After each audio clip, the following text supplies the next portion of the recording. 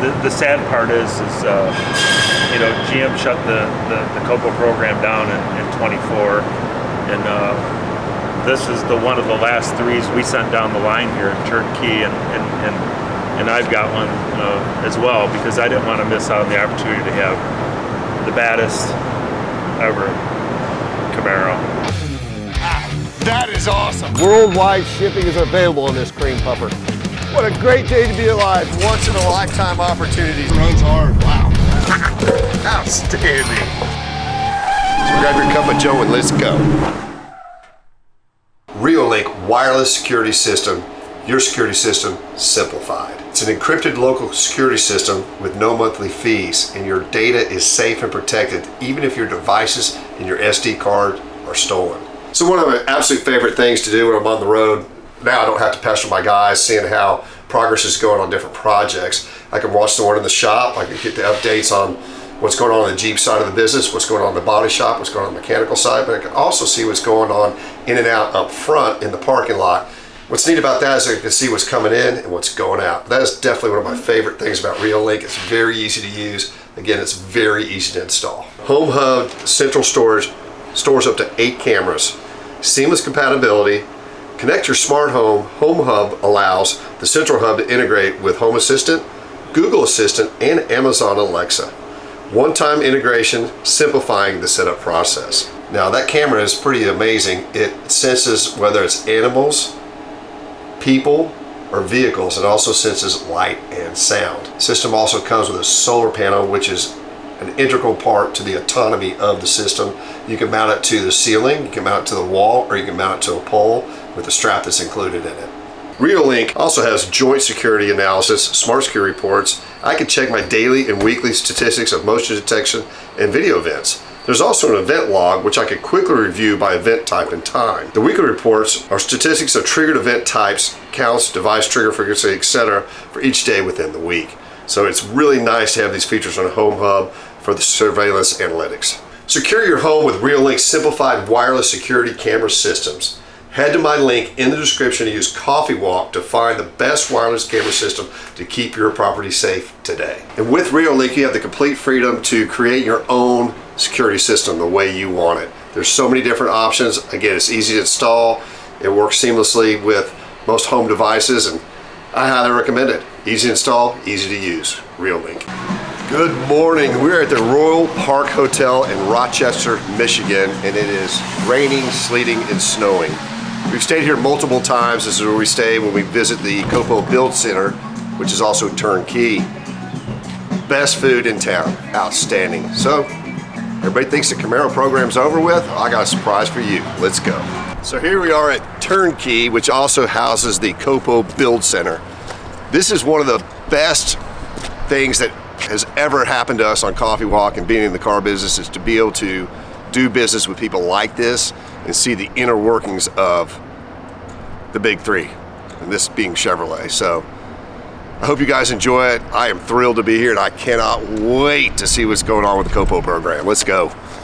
I was reading through my most recent publications. Okay. And I ran across this drag racing, Chevy drag racing deal.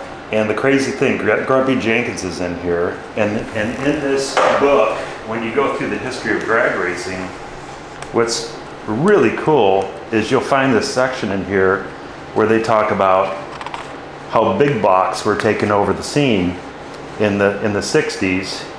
And there's a whole section in here on, they call them rat motors. So if you know what a rat motor is, yeah. Remember Mouse was the small block and Rat was the big block. Right. And they actually had a couple teams in here. And the ultimate big block for many years was the L88. Yeah, and what's crazy is they called them the Rat Pack, because a few of these guys got out there and they really started making things work. So we should go over some of the kind of highlights of that in here, but it's pretty cool. So we said we're only going to build 3 of these cars, and I kept one for myself, and you showed interest, and so did Dave Hall, and we said these got to be over the top. They got to be the most badass freaking cars that were ever done. And so today you get a chance to see the car for the first time, and we'll let people know, I guess, what they're called when they see the graphics on the cars. Man, I gotta see it. Let's go. Yeah, he hasn't allowed me to release any pictures, nothing. So no. We keep this thing. It's super cool. I don't think nothing's been out there on these cars in the press. I think it's the trifecta. If you were going to build a very special car, this thing's got it all. All right, muscle car guys, this is going to be a treat. Let's go. Yep. I can't wait.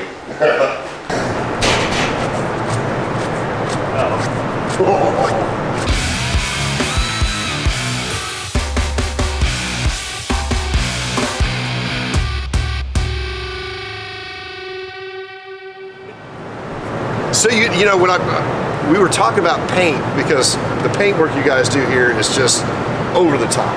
Like the graphics you did on Kelsey's car, everybody thinks they're stickers. They're painted. Unbelievable. And when I said I like that Panther matte black, I have to tell you, as you know, we went to Rinky Chevrolet and there were 2 Panthers there, of which you can get the Panther in the gloss and you can get the matte.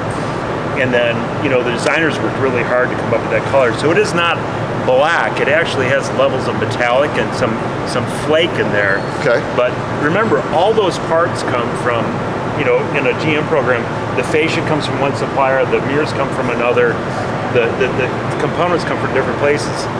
So to get the level of paint quality, GM did an outstanding job in that car.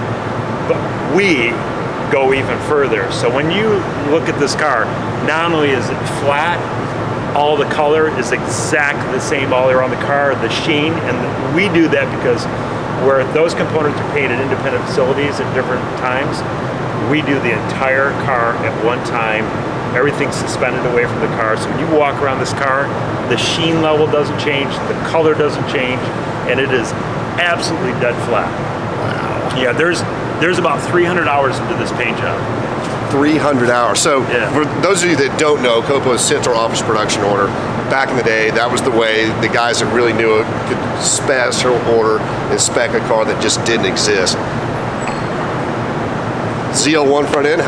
Well, that's the thing. When we were talking about this, we said we don't want to leave anything off the table. And if you remember, we had talked about for years, why don't we put the ZL1 front end on these things? Well, one, a ZL1 front end is very expensive to put on a car. These are very hard parts to get right now, so very unique. So when you look at this, you know, it's got, you know, all the trick grills, the large openings. It's just a work of art. And we set this front end up to be for like a drag car. So when you look in this ductwork, we don't need all those extra parts behind here. So we have a mesh screen that just allows the air to pass right through. And on a drag car, that's what you want. You're not out there running on the open road for 10 hours.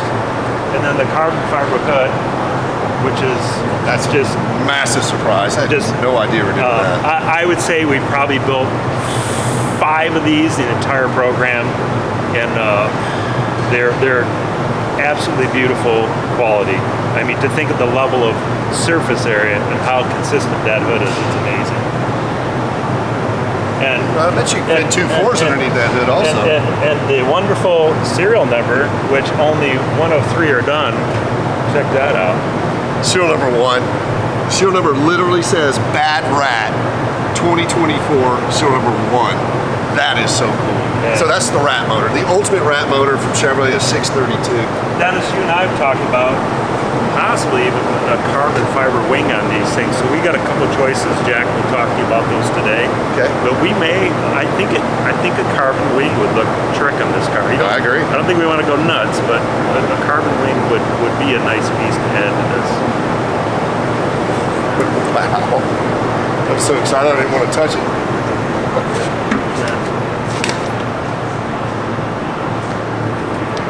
Obviously, same deal. You know, all the build documents are all with the car, and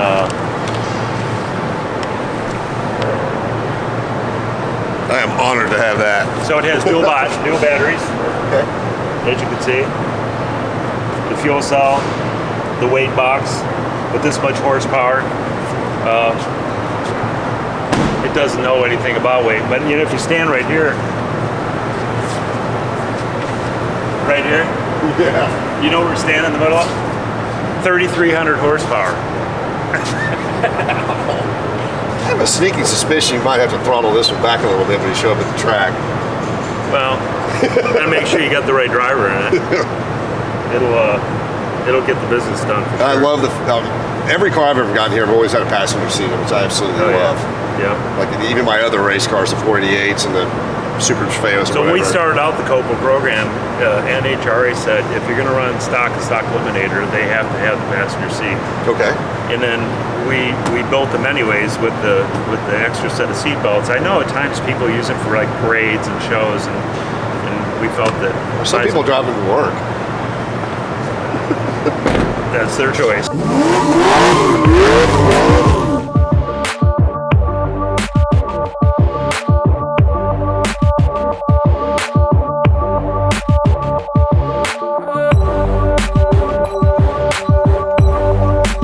Chevy nice, right? I live on a dirt road. I might do the same.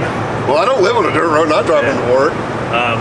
So would you like to see my race car for this year, the other Bad Rat? No, I want to see under the hood of this real quick. Golly, how cool is that? Would you like me to start it too? Yes, just run. So look at even the bottom side of the hood is all 100% carbon fiber. Absolutely brutal. Look at this. It's gorgeous. So, I mean, you're an avid car guy. You know, your knowledge on most cars is just unbelievable. I mean, this is the ultimate Camaro, isn't it? Yeah, and this car. And the sad part is you know, GM shut the COPO program down in 24, and this is one of the last threes we sent down the line here at Turnkey, and I've got one as well, because I didn't want to miss out on the opportunity to have the baddest ever Camaro. You know, I'm 63, and I'm so blessed to be a part of this program and to be doing this with you guys. But to have something of this level, there's nothing else that compares to it. There's not a Mustang out here right now like this. There's not a Challenger. There's no American super muscle car that can compare to it. Now, there's another thing that you and I have been working on, more you than I, but a request that I wanted is kind of an ode to the 69 Z28, that those cars had the option of a 2.4 intake in the trunk. Yeah, so we set out last year to do exactly that. The concept car that GM did, that we did for them, the Burgundy car, had the dual fours on it. And then we said, well, that was a 572, right? That was a 427, smaller motor. Okay. Smaller motor. So we decided we're going to go ahead and develop a dual quad intake, and that's currently in process. And we're going to put it on this car and the other one, and that will be over the top. This car, when we're done with it, our goal is on the build sheets. This car will have a single 4 intake setup and a dual 4. That's right. Literally making it the ultimate, in my opinion, Camaro ever built. Yeah, they are clearly the only ones that got this special treatment. So, well, thank you. That's amazing. Yeah. Well, let's see your drag car and then fire this up. Yeah. Over here is mine. I got the Black Rat. So this is mine. Okay. I did mine. It's called ceramic, and I was playing around with wheel colors. I might go to black on them, but I was playing around with wheel colors. But this is a pearl.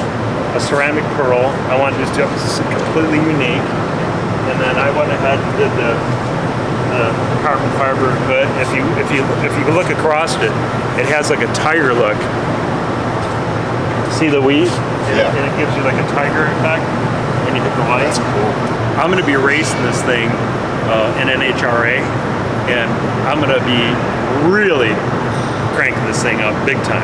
You don't realize it until you get away from it for a while. You know, we were building COPOs from 2012 to 24, and what you don't realize is you go out in the outside world and you see what's available for the money, and there's no one else out there doing it, especially in the U.S.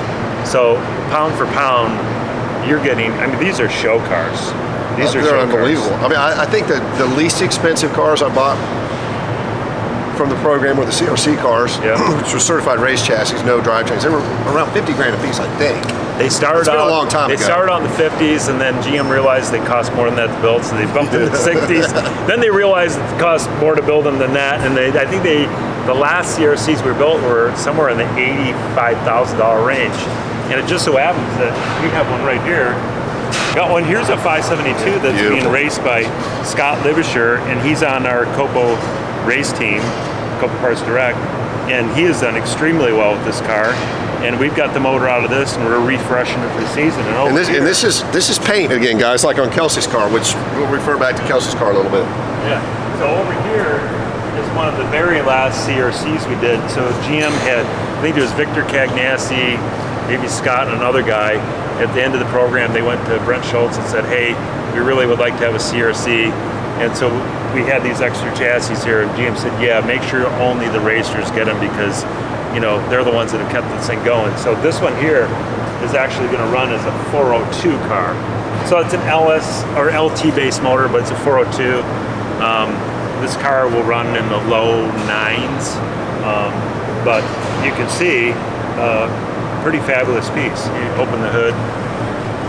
We're getting ready to, we're building the motor for it right now, so we'll be dropping the engine down in there. But like we said, they're show cars. Look at this motor compartment. The wiring is first class. And the CRC cars did change the numbers of production a little bit, because these were always limited to 69 I think the year that we did that with you, I think we built like 20 of them. You got like most all of them. Well, the initial deal was I bought all of them. Then a few people found out and weren't happy about it. So yeah, well, the racers. I let a couple of the guys. Racers. Well, hey, you come in and said. Yeah, but we all worked together. We did. We worked out. But so we were sitting in the first meeting, and I asked what those were. And I'm not going to throw any names out there, and they gave me a price. Yeah. So I excused myself, went and called my wife. I said, I need you to wire this amount of money. Yeah. And your finance guy had already given it to me. So the meeting goes on. At the end of it, another guy walks in and goes, he did it. And the guy's like, what do you mean? He goes, he sent the money for all of them. Yeah. And then the other guy goes, we might have a problem, because we promised a couple of those cars to, I'm not going to say the key guys are. Yeah. I was like, okay. Yeah. So you call me next week and goes, Dennis, I gotta send one. I mean, you guys figure out who got them, but so I didn't get all 20, but I think I ended up with 13 of them or whatever the number was. Oh yeah, and as usual, COPOs from 12 all the way to 24 were sold out before we even started production. So, you know, fabulous program. Agreed. Yep. And then remember, they started with Gen 5 body, and then they switched to Gen 6. And they really picked up a lot of steam, because people really love the Gen 6 cars a lot. And as you said earlier on, which is a huge honor that you said it, but your marketing team has reached out to me twice. Yeah. When we come out and do coffee walk, whatever COPOs are left, they're gone almost within a week. Well, the thing is coffee walk, you know, there's the racers, and they all talk to each other. But there's you know, you have to understand, there's only 69 cars of these a year. But Coffee Walk gave the world the exposure, and then people started coming out of the woodwork saying, holy mackerel, I got to have one. And so, and frankly, we don't care if it was a car enthusiast, collector, or a collector semi-racer, or a guy who's just a full-blown racer. But that exposure was really wonderful for us, and it has played out to the positive in every way. And there's a lot of the guys that are either, whether it be a COPO Chevelle or COPO Camaro guys that have owned those cars forever and collect them, that weren't familiar with this program. It's like, I gotta have one. Oh, it's kind of hilarious, because we do have some very serious collectors that say, I need one of these, and you and I were on the phone a couple weeks ago, and I said, hey, Dennis. And I want this matching serial number. Nobody's thinking about it, but this one here is going to be the one to get. And I'm telling you, I can already see that it's already building up. These are going to be like young boys trading Hot Wheels, because there's so few of them made, and the really neat ones are, we're going to create that list, but the really rare ones are going to be the cars, you know, like we just built, and the oddballs that somehow,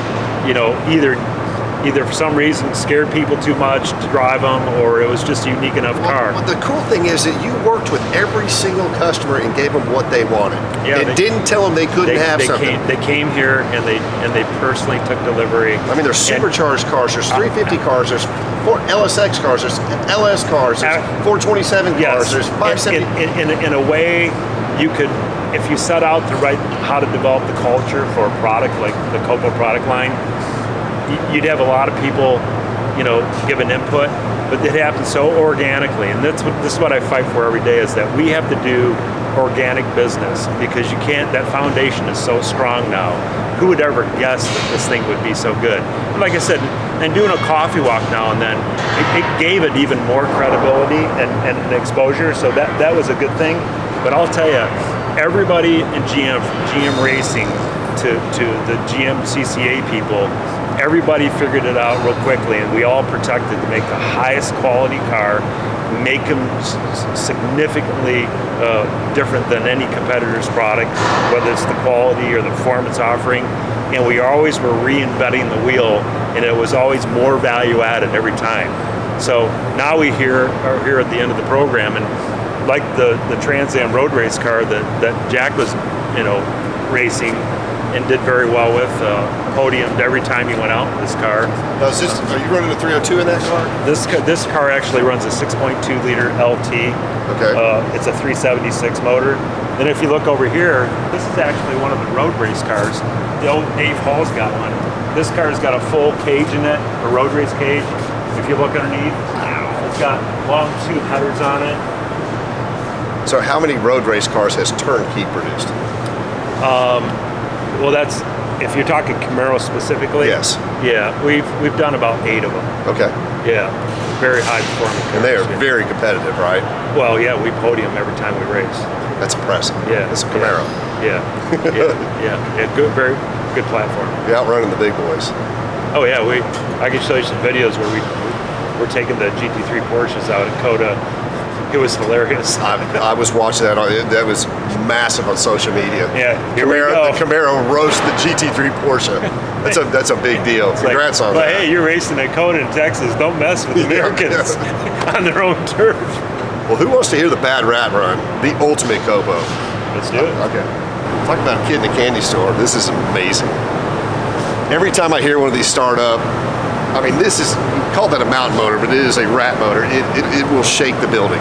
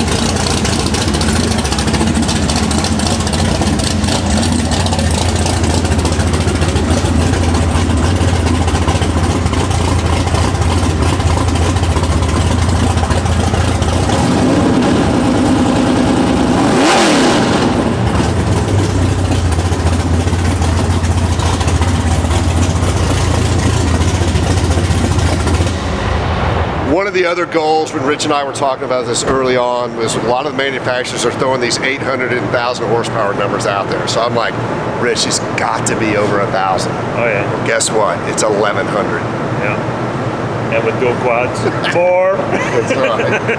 Man, I am so thrilled. Thank you. I would give you a hug. Absolutely. Wow. Someday we're going to trade shirts. Now that is truly a get you some of that. Let's go on the engine. Okay. We pride ourselves on our engines, and as you know, the engines that we build are anything from a Trans Am spec level motor, dry sump package like you see in front of you. That's what's running in Jack's Trans Am car. And then next to it, we have a LS9 super cool motor that Kevin's currently putting together. Steel crank, steel rods, forged pistons, high level. Every one of our motors, our durability is number one. And then you move further on down the line. This motor here is what's called an LD1, and we set out to do our new road race program. A number of sanctioned bodies were looking for an affordable way to get into like a Trans Am level type product. Mm-hmm. And so we partnered with Howe Racing, and we developed a whole new chassis and a whole new driveline. And this is an incredible engine. I mean, it's basically an LT1 without 2 cylinders, but we developed a whole new camshaft package for it. We did a dry sump system for it. We've got a number of cars we've ran and tested. They're phenomenal. There's a high revving motor? Actually around 6,400. But the big thing on this thing is we're running a 7 1/4 quartermaster clutch, and we're on a sequential SADEV transmission. Anybody knows anything about SADEV, it's probably the world's best sequential transmission.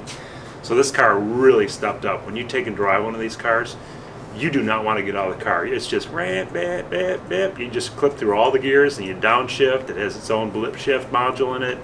It is the most fun you can have in a road race car. So is that class sanctioned to the leader of the motor? Is that why you went to a smaller displacement like that? Well, the class, which it's going to enter, it'll start in Trans Am GT this summer. It's a class, there's a horsepower to weight factor. And so we have a car that's weighing about 2,400 pounds. It's making 400 horsepower. That's crazy. So when you think of the power of the weight factor, but the car is so well balanced that it's probably about 8/10 of a Camaro body. So you get the sense when you're in the car that you're in a car that's as stable as a full-size Camaro, but it's light. It's an all-tube chassis. It has a composite and carbon reinforced body on it. It's just a beautiful car. This is one of my national winning packages. This is a LT1 that it spins at 10,200 RPMs. So this is the motor you showed me last time that we were here, and you dead revved it to 10,000 and the motor didn't move. They're so smooth. It's like the motor's not even running. Yeah. Wow. And 302 cubic inches. Yeah, super trick intake on it. Just for an example, in our development process, moving these injectors from down here to up here was 30 horsepower. That's 30 horsepower. Same injector, just moving it. So the old school tunnel ram technology really works. It works, but we've got the advantage of fuel injection now and knowledge of all these different flow characteristics, and even the way some of the cylinder heads are even cut, the pattern that's used to develop and train the air to go through those ports. Now the 632 being just a massive cubic inch motor, having the 2.4s on it, it can handle all that fuel, can it? Well, air and fuel work together, and so the 632 engine obviously is a massive amount of cubic inches, and to feed it you want to give it all the air it can get. But what's the CFM on it now? I think Singapore. I'd have to take a look, but I think they're running somewhere around 1,100 CFM. It will be just under. Will be about 1,700 CFM, and that's a lot of air. But all motors will only adjust what they want to take in, so the volumetric efficiency is key. So sizing those dual quads is what's real critical to us. But if you take a look at how the dual quad is feeding that intake manifold, because of the way it's designed, it's going to have venturis that feed individual ports as well as being a blended surface as well. So they should rock big time.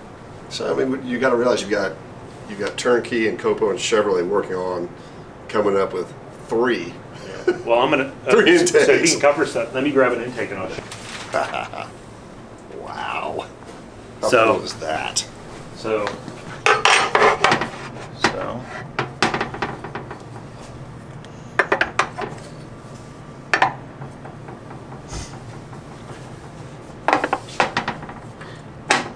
that is what we're talking about. It's already the ultimate COPO, the bad rap. This is just icing on the cake. Yeah, well, you and I talked about this when we actually get these done. We even talked about even doing a black finish on these like this, which I think will look super clean. Agreed. In the motor department. So we'll probably do that too. Matches the car. Yeah. Now, unfortunately, which the last couple times we took it out and took it for a rip, it is raining and snowing outside, so we're not going to test the No COPO rips today. No rips today. Yeah. So Zach will bleed in a little bit of the last episode on how this CJ came to be here at Rich, because we did a little horse trading. Started off as a very low mileage, rust-free 4-cylinder, and let's see what he did to it. added 4 more cylinders. Well, you originally called me back and said you were kind of enjoying scooting around with that 4-cylinder. It wasn't all that bad because it's got 411 gears in it. I actually liked it a lot, and I never guessed after 34 years of marriage my wife had fallen in love with the Jeep. I tried to tell her for the longest time. So it was just by luck I ran across an AMX that had this very rare 7304, and then between my brother and you, Mr. I own all the 304 Jeeps in the world, I just said, you know what, I got to put a V8 in. I mean, that's what I drove as a kid. So I told Lynn, I said, yeah, I'm going to put power steering on it. So Lynn's been enjoying this? Loves it. Awesome. The German Shepherd hops in it, and she thinks it's the coolest thing in the world. That's so great. But yeah, the 4 was pretty amazing. I mean, it only had 19,000 miles on it. So this is a 70 date-coded 304? This is a totally legit, very rare 70 304. Wow. Rob, were they 1 year only cylinder heads on these? 1 year only. So it came out of, it was in a 69 AMX that I bought. And the story is that these guys, their father worked for American Motors Marketing. And he bought the boys a 390 AMX, and he said they're going to kill themselves in it. So he went to the dyno lab, and they gave him this 304 to put in the car, so the boys wouldn't spend all their money on gas and get killed. When I got the car, it was pretty much rotted AMX. I pulled the valve covers off, it was a brand new motor underneath. And when I shared the numbers with Rob, he's like, holy mackerel, we took this thing apart. American Motors did an excellent job, but we went ahead and went through it as well, but it was brand new inside. So what is this kind of, is this a 300 horsepower motor? About 300 horsepower. So you realize you're going from 100 to 300. Yeah, well, we need that. So, Okay. But, and then what's cool is that the combination's gonna work out great. 410 axles. I want the ride nice. And I've been keeping up with Jeeps like you have, but we're gonna leave the stock springs on it because you can't get that quality spring anymore. And I brought the T5. Yeah, actually, you don't need to change them. It had a T4 in it, if you Okay. remember. And you found me a T5, which is kind of rare because I think not many Jeeps actually had those. So I took that T5 I got from you and I brought it down to Liberty Transmissions. They built some of the most badass transmissions. So now you got a world-class T5. Yeah, so now I got a world-class T5. They put the guts in it, which were like, I think they call them super T5s. So not that I'm going to go out and sand drag or anything, but I just wanted that 5 speeds and I wanted a nice synchro package. And well, as you guys are moving along on this thing, as you know, if they need anything, like we just discussed the transmission plate, we have blanks in there because this relocation will move the shifter a little bit. My brother Rob knows. Cut the shift. My brother Rob knows far more about the Jeep side of things than I do, and that's cool. I'm glad that he's actually showing me how to do this thing. So making me smile. Yeah. So that's awesome. So yeah, so it's getting done, and yeah, I mean, I think I ordered some steering lines from you. 4 o'clock one in the afternoon and 10 o'clock they were here, so I appreciate that. There you go, not a problem. That's cool. You need a frame cover too. Hey, you know what I need? I need a 304 engine tag. I've got them. Really? Yeah, absolutely. Air cleaner. Okay. I want to put the same decals and everything. I got the 304 decal, I got the air, I have everything. Yeah, I want to do that. All you have to do is tell Rich, sir, and it'll be up here the next day. So what did we just decide? I'll send you a frame cover, I'll send you a 304 emissions decal, and I'll send you a complete air cleaner setup and a blank plate. The blank. Very cool. I should have brought the license plate ring in too. I've got one of those. 468. Love it. All right, so we're at Lakeside Station, and this is Rich's recommendation for lunch. Middle of nowhere, but they got really good perch. In fact, all their food is excellent. Perch? Perch. Fish. Excellent. I eat the food when I come to your place. You're going to eat the food All here. right, let's go try some perch. I'll find everything you guys need when I'm done. You guys come work for me. You got to do the tartar sauce. All right. So, some of these are potatoes. Don't mistake them for fish. This is the fish. So that's a sidewinder potato. Don't worry about eating the fish with your hands. We finished the money. I know. Super light. What do you wet, Yeah, gift card. Perch. right? Like a lot of money? It goes a couple $100. Shut up. Wow, tartar sauce is great. Liar, liar, can't because they got whatever they have, we got. Mac and cheese. And a slab of ribs with some cornbread. Perfect. Thank you. Yeah, no problem. Oh, a slab of ribs along with the perch. Oh, he's still in there? Yeah, he got 2 days to run it in. Great day and a great meal. So I thought Rich was kidding when he said we were going to eat perch for lunch, but it was great. Lakeville Station, if you're ever out in this area, I recommend it. Just go to the airport. As always, please Like, tag, share, and follow, and most importantly, subscribe to our YouTube channel. See you next week.